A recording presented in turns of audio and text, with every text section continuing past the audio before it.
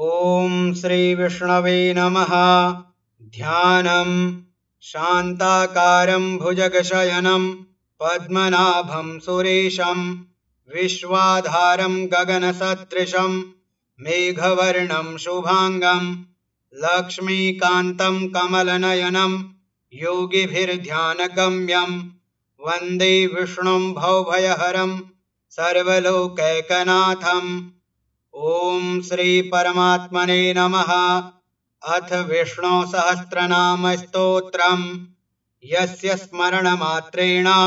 जन्म संसार बन्धनात् विमुच्यते। नमस्तस्मै विष्णवे प्रभविष्णवे। नमः समस्तभूतानामादिभूताय भूभृते अनेकरूपरूपाय विष्णवे प्रभविष्णवे। वैशम्पायन उवाच श्रुत्वा धर्मान् शेषेण पावनानि च सर्वशः युधिष्ठिरः शान्तनवं पुनरेवाभ्यभाषत। युधिष्ठिर उवाच किमेकं दैवतं लोके किं वाप्येकं परायणं स्तुवन्तः कं कमर्चन्तः प्राप्नुयुर्मानवाः शुभम्। को धर्मः सर्वधर्माणां भवतः परमो मतः किं जपन्मुच्यते जन्तुर्जन्म संसार बन्धनात्। भीष्म उवाच जगत्प्रभुं देवदेव मनन्तं पुरुषोत्तमं स्तुवन्नाम सहस्रेण पुरुषः सततोत्थितः तमेव चार्चयन् नित्यं भक्त्या पुरुषमव्ययं ध्यायन् स्तुवन्नमस्यंश्च यजमानस्तमेव च। अनादिनिधनं विष्णुं सर्वलोकमहेश्वरं लोकाध्यक्षं स्तुवन्नित्यं सर्वदुःखातिगो भवेत्। ब्रह्मण्यं सर्वधर्मज्ञं लोकानां कीर्तिवर्धनं लोकनाथं महद्भूतं सर्वभूतभवोद्भवम्। एष मे सर्वधर्माणां धर्मोऽधिकतमो मतः यद्भक्त्या पुण्डरीकाक्षं स्तवैरर्चेन्नरः सदा। परमं यो महत्तेजः परमं यो महत्तपः परमं यो महद्ब्रह्म परमं यः परायणं पवित्राणां पवित्रं यो मङ्गलानां च मङ्गलं दैवतं देवतानां च भूतानां यो व्ययः पिता यतः सर्वाणि भूतानि भवन्त्यादियुगागमे यस्मिंश्च प्रलयं यान्ति पुनरेव युगक्षये। तस्य लोकप्रधानस्य जगन्नाथस्य भूपते विष्णोर्नाम सहस्रं मे शृणु पापभयापहम्। यानि नामानि गौणानि विख्यातानि महात्मनः ऋषिभिः परिगीतानि तानि वक्ष्यामि भूतये। ॐ विश्वं विष्णुर्वषट्कारो भूतभव्यभवत्प्रभुः भूतकृद्भूतभृद्भावो भूतात्मा भूतभावनः भूतात्मा परमात्मा च मुक्तानां परमा गतिः अव्ययः पुरुषः साक्षी क्षेत्रज्ञोऽक्षर एव च। योगो योगविदां नेता प्रधानपुरुषेश्वरः नारसिंहवपुः श्रीमान् केशवः पुरुषोत्तमः सर्वः शर्वः शिवस्थाणुर्भूतादिर्निधिरव्ययः सम्भवो भावनो भर्ता प्रभवः प्रभुरीश्वरः स्वयंभूः शम्भुरादित्यः पुष्कराक्षो महास्वनः अनादिनिधनो धाता विधाता धातुरुत्तमः अप्रमेयो हृषीकेशः पद्मनाभोऽमरप्रभुः विश्वकर्मा मनुस्त्वष्टा स्थविष्ठः स्थविरो ध्रुवः अग्राह्यः शाश्वतः कृष्णो लोहिताक्षः प्रतर्दनः प्रभूतस्त्रीककुब्धाम पवित्रं मङ्गलं परम् ईशानः प्राणदः प्राणो ज्येष्ठः श्रेष्ठः प्रजापतिः हिरण्यगर्भो भूगर्भो माधवो मधुसूदनः ईश्वरो विक्रमी धन्वी मेधावी विक्रमः क्रमः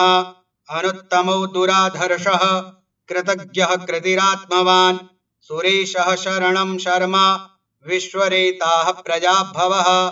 अह संवत्सरो व्यालः प्रत्ययः सर्वदर्शनः अजः सर्वेश्वरः सिद्धः सिद्धिः सर्वादिरच्युतः वृषाकपिरमेयात्मा सर्वयोगविनिःसृतः वसुर्वसुमनाः सत्यः समात्मा संमितः समः अमोघः पुण्डरीकाक्षो वृषकर्मा वृषाकृतिः रुद्रो बहुशिरा बभ्रुर्विश्वयोनिः शुचिस्रवाः अमृतः शाश्वतः स्थाणुर्वरारोहो महातपाः सर्वगः सर्वविद्भानुर्विश्वक्सेनो जनार्दनः वेदो वेदविदव्यङ्गो वेदाङ्गो वेदवित्कविः लोकाध्यक्षः सुराध्यक्षो धर्माध्यक्षः कृताकृतः चतुरात्मा चतुर्व्यूहश्चतुर्दंष्ट्रश्चतुर्भुजः भ्राजिष्णुर्भोजनं भोक्ता सहिष्णुर्जगदाधिजः अनघो विजयो जेता विश्वयोनिः पुनर्वसुः उपेन्द्रो वामनः प्रांशो रमोघः शुचिरूर्जितः अतीन्द्रः संग्रहः सर्गो धृतात्मा नियमो यमः वेद्यो वैद्यः सदा योगी वीरः माधवो मधुः अतीन्द्रियो महामायो महोत्साहो महाबलः महाबुद्धिर्महावीर्यो महाशक्तिर्महाद्युतिः अनिर्देश्य वपुः श्रीमान् मेयात्मा महादृधृक् महेश्वासो महीभर्ता श्रीनिवासः सतां गतिः अनिरुद्धः सुरानन्दो गोविन्दो गोविदाम्पतिः मरीचिर्दमनो हंसः सुपर्णो भुजगोत्तमः हिरण्यनाभः सुतपाः पद्मनाभः प्रजापतिः अमृत्युः सर्वदृक्सिंहः सन्धाता सन्धिमानस्थिरः अजो दुर्मर्षणः शास्ता विश्रुतात्मा सुरारिः गुरुर्गुरुतमो धाम सत्यः सत्यपराक्रमः निमिषो निमिषः स्त्रग्वी वाचस्पतिरुदारथिः अग्रणिर्ग्रामणिः श्रीमान् न्यायो नेता समीरणः सहस्रमूर्धा विश्वात्मा सहस्राक्षः सहस्रपात् आवर्तनो निवृत्तात्मा संवृतः संप्रमर्दनः अह संवर्तको वहनी रनिलो धरणीधरः सुप्रसादः प्रसन्नात्मा विश्वधृग्विश्वभुग्विभुः सत्कर्ता सत्कृतः साधुर्जहन्नुर्नारायणो नरः असंख्येयो प्रमेयात्मा विशिष्टः शिष्टकृच्छुचिः सिद्धार्थः सिद्धसंकल्पः सिद्धिदः सिद्धिसाधनः वृषा हि वृषभो विष्णुर्वृषपर्वा वृषोदरः वर्धनो वर्धमानश्च विविक्तः श्रुतिसागरः सुभुजो दुर्धरो वाग्मी महीन्द्रो वसुदो वसुः नैकरूपो बृहद्रूपः शिपिविष्टः प्रकाशनः ओजस्तेजोद्युतिधरः प्रकाशात्मा प्रतापनः ऋद्धः स्पष्टाक्षरो मन्त्रश्चन्द्रांशुर्भास्करद्युतिः अमृतांशुद्भवो भानुः शशबिन्दुः सुरेश्वरः औषधं जगतः सेतुः सत्यधर्मपराक्रमः भूतभव्यभवन्नाथः पवनः पावनो नलः कामः कामकृत्कान्तः कामः कामप्रदः प्रभुः युगादिकृद्युगावर्तो नैकमायो महाशनः अदृश्यो व्यक्तरूपश्च सहस्रजिदनन्दजित् इष्टो विशिष्टः शिष्टेष्टः शिखण्डी नहुषो वृषः क्रोधः क्रोधकृत्कर्ता विश्वबाहुरमहीधरः अच्युतः प्रथितः प्राणः प्राणदो वासवानुजः अपां निधिरधिष्ठानमप्रमत्तः प्रतिष्ठितः स्कन्दः स्कन्दधरो धुर्यो वरदो वायुवाहनः वासुदेवो बृहद्भानो रादिदेवः पुरन्दरः अशोकस्तारणस्तारः शूरः शौरिर्जनेश्वरः अनुकूलः शतावर्तः पद्मी पद्मनिभीक्षणः पद्मनाभोरविन्दाक्षः पद्मगर्भः शरीरभित् महर्धिर्ऋद्धो वृद्धात्मा महाक्षो गरुडध्वजः अतुलः शरभो भीमः समयज्ञो हविर्हरिः सर्वलक्षणलक्षण्यो लक्ष्मीवान् समितिञ्जयः विक्षरो रोहितो मार्गो हेतुर्दामोदरः सः महीधरो महाभागो वेगवान् मिताशनः उद्भवः शोभणो देवः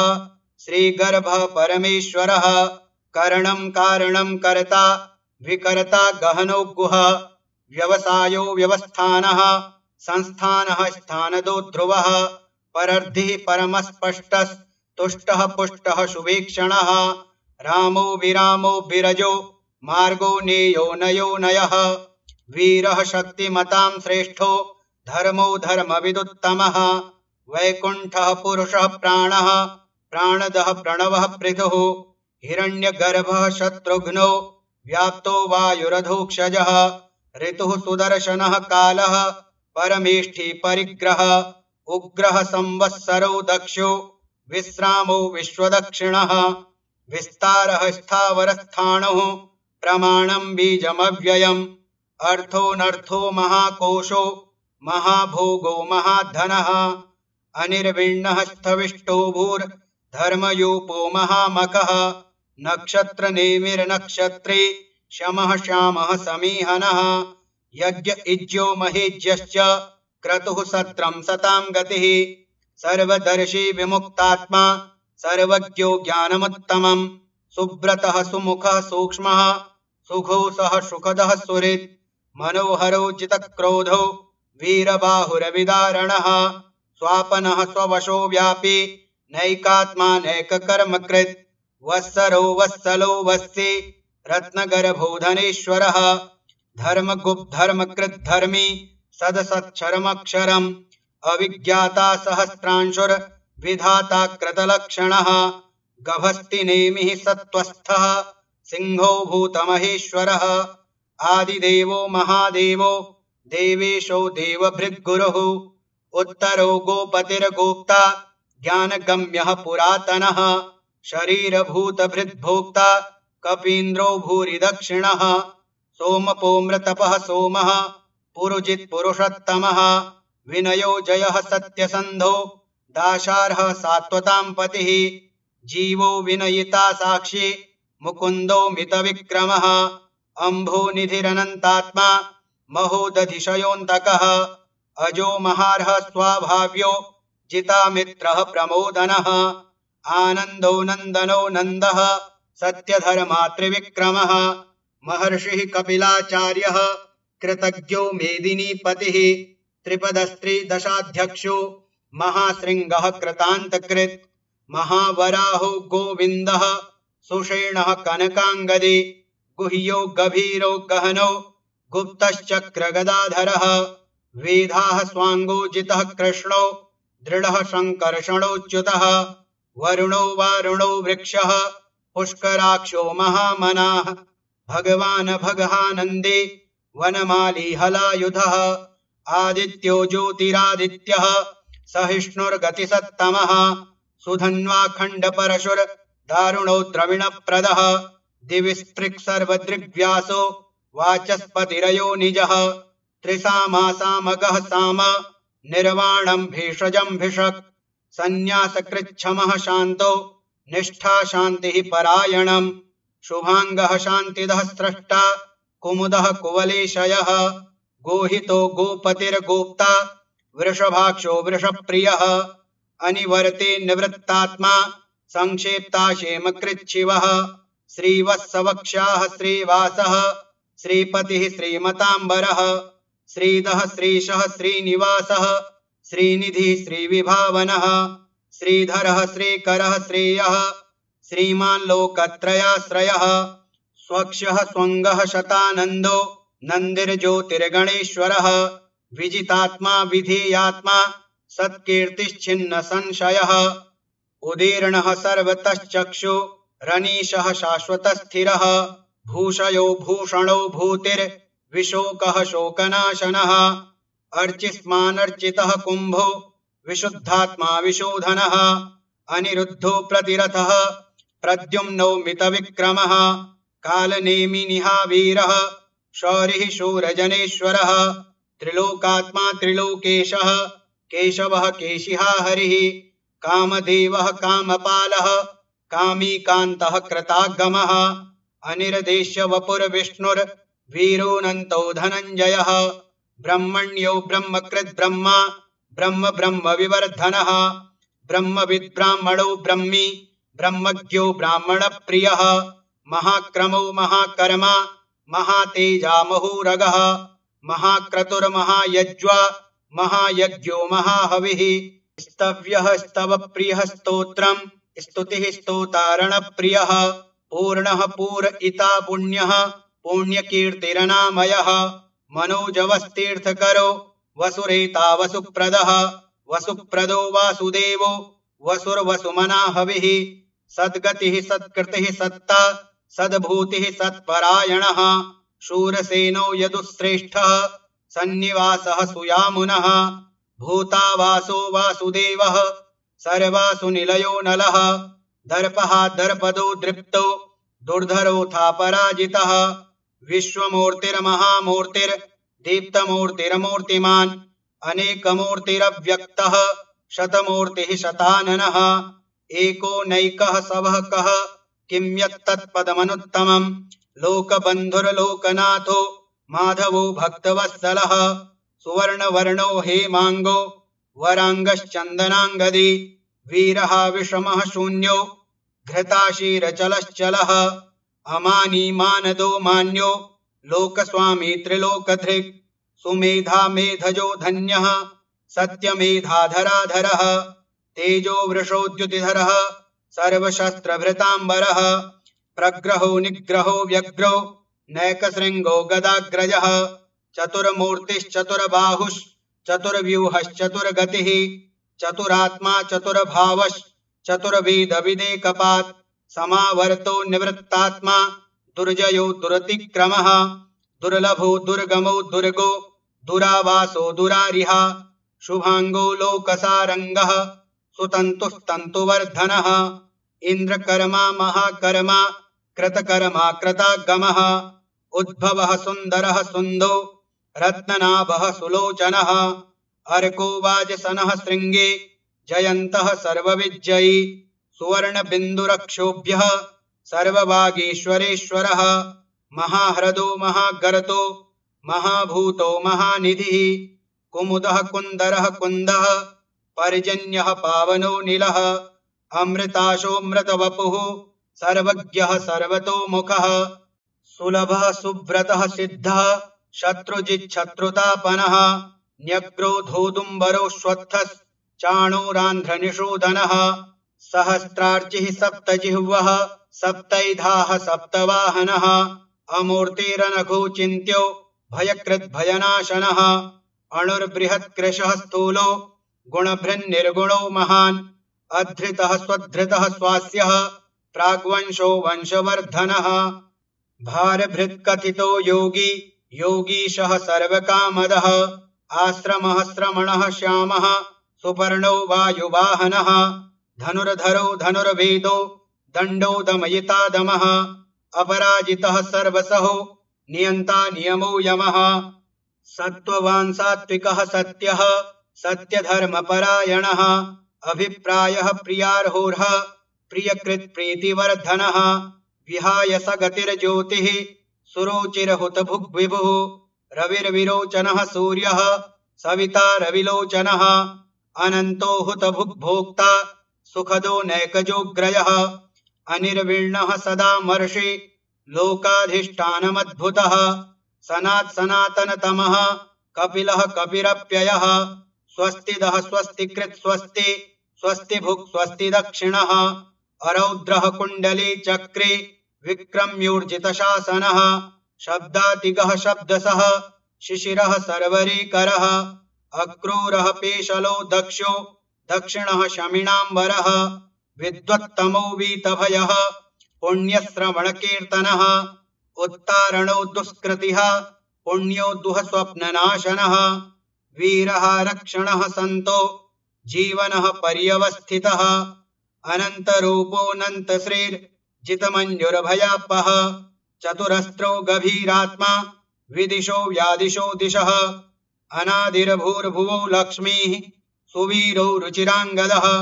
जननो जनजन्मादिर्भीमो भीमपराक्रमः आधारनिलयो धाता पुष्पहासः प्रजागरः ऊर्ध्वगः सत्पथाचारः प्राणदः प्रणवः पणः प्रमाणं प्राणनिलयः प्राणभृत् प्राणजीवनः तत्त्वं तत्त्वविदेकात्मा जन्म मृत्युजरातिगः भूर्भुवः स्वस्तरुस्तारः सविता प्रपितामहः यज्ञो यज्ञपतिर्यज्वा यज्ञाङ्गो यज्ञवाहनः यज्ञभृद्यज्ञकृद्यज्ञी यज्ञभुग्यज्ञसाधनः यज्ञान्तकृद्यज्ञगुह्य मन्नमन्नाद एव च आत्मयोनिः स्वयं जातो वैखानः सामगायनः देवकीनन्दनः स्रष्टा क्षितिशः पापनाशनः शङ्खभृन्नन्दके चक्रे शारङ्गधन्वा गदाधरः रथाङ्गपाणिरक्षोभ्यः सर्वप्रहरणायुधः ॐ नम इतीदं कीर्तनीयस्य केशवस्य महात्मनः नाम्नां सहस्रं दिव्यानामशेषेण प्रकीर्तितं य इदं शृणुयान् नित्यं यश्चापि परिकीर्तयेत् नाशुभं प्राप्नुयात् किञ्चित् सोमुत्रेह च मानवः वेदान्तगो ब्राह्मणः स्यात् क्षत्रियो विजयी भवेत् धर्मार्थी प्राप्नुयात् धर्ममर्थार्थी चार्थमाप्नुयात् कामान् वाप्नुयात् कामी प्रजार्थी प्राप्नुयात् प्रजाम् भक्तिमान्यः सदोत्थाय शुचिस्तद्गतमानसः सहस्रं वासुदेवस्य नाम्नामेतत् प्रकीर्तयेत् यशः प्राप्नोति विपुलं ज्ञातिप्राधान्यमेव च अचलां श्रियमाप्नोति श्रेयः प्राप्नोत्यनुत्तमं न भयं क्वचिदाप्नोति वीर्यं तेजश्च विन्दति भवत्यरोगो द्युतिमान् बलरूपगुणान्वितः रोगार्तो मुच्यते रोगाद् बद्धो मुच्येत बन्धनात् भयान्मुच्येत भीतस्तो मुच्येतापन्न आपदः दुर्गाण्यतितरत्याशो पुरुषः पुरुषोत्तमम् स्तुवन्नाम सहस्रेण नित्यं भक्तिसमन्वितः वासुदेवाश्रयो मर्त्यो वासुदेवपरायणः सर्वपापविशुद्धात्मा याति ब्रह्म सनातनम् न वासुदेवभक्तानामशुभं विद्यते क्वचित् जन्म मृत्युजरा व्याधि भयं नैवोपजायते इमं स्तवमधीयानः श्रद्धा भक्तिसमन्वितः युज्येतात्मसुखक्षान्ते श्रीधृतिस्मृतिकीर्तिभिः न क्रोधो न च मात्सर्यं न लोभो नाशुभा मतिः भवन्ति कृतपुण्यानां भक्तानां पुरुषोत्तमे द्यौः सच्चन्द्रार्कनक्षत्र खं दिशो भूर्महो दधिः वासुदेवस्य वीर्येण विधृतानि महात्मनः ससुरासुरगन्धर्वं सयक्षोरगराक्षसं जगद्वशे वर्ततेदं कृष्णस्य सचराचरम् इन्द्रियाणि मनोबुद्धिः सत्त्वं तेजो बलं धृतिः वासुदेवात्मकान्याहो क्षेत्रं क्षेत्रज्ञ एव च सर्वागमानामाचारः प्रथमं परिकल्पते आचारप्रभवो धर्मो धर्मस्य प्रभुरच्युतः ऋषयः पितरो देवा महाभूतानि धातवः जङ्गमाजङ्गमं चेदं जगन्नारायणोद्भवं योगो ज्ञानं तथा साङ्ख्यं विद्याः शिल्पादिकर्म च वेदाः शास्त्राणि विज्ञानमेतत्सर्वं जनार्दनात् एको विष्णुर्महद्भूतं पृथग्भूतान्यनेकशः त्रीन् लोकान् व्याप्य भूतात्मा भुङ्क्ते विश्वभुग्व्ययः इमं स्तवं भगवतो विष्णोर्व्यासेन कीर्तितं पठेद्यच्छेत् पुरुषः श्रेयः प्राप्तुं सुखानि च विश्वेश्वरमजं देवं जगतः प्रभवाप्ययं भजन्ति ये पुष्कराक्षं न ते यान्ति पराभवम् ॐ तत्सदिति श्रीमहाभारते शतसाहस्र्यां संहितायां वैयासिक्यामानुशासनिके पर्वणि भीष्मयुधिष्ठिर संवादे श्रीविष्णोर्दिव्यसहस्रनामस्तोत्रं श्रीविष्णोर्पणमस्तु। हरिः ओम तत्सत्। हरि ओम तत्सत्। हरि ओम तत्सत्। ओम श्री विष्णवे नमः।